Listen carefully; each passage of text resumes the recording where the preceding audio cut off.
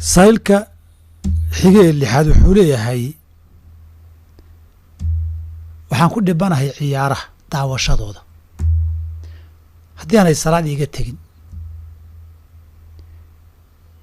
qolo gaar aad u taageerana aanan gelin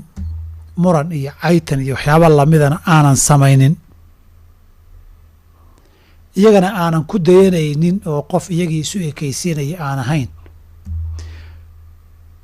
ma dembi miyaa ku jira ciyaaraha fiirsigoodu asal ahaan waa bannaan yahay laakiin labuu dembigu ka yimaadaa in waxa la fiirsanaya xaaraan yahay dumar qaawan aad fiirsanayso iyo wixii lamid adoo raga dumar kastuumooyin qabi iyo sarwaal dabagaab qabi iyo funaanada gacmo go-an qabi iyo inaad daawanayso adigoo raga oo aragtida xaaraamtihi way xaaraantinimaysaa haddayna taas ahayn waxaa xaaraantinimayn kara qayb ka mida waxyaabaha aad sheegtay iyo waxyaabo kaloo lamida salaadaha keliya maaha adduunka waajibaad baa ku saaran waajibaadkii ku saaraa inaad dayacdo in waalid kuu yeelayo oo kaleeto aad dhagaha ka furaysato waajibaadkii diineed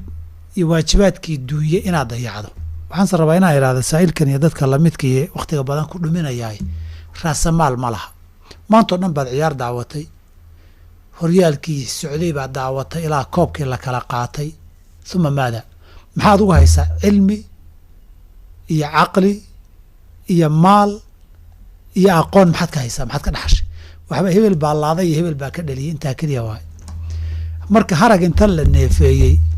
dad isku haraatinaya laga yaabo inagu lacag ku qaadanayaan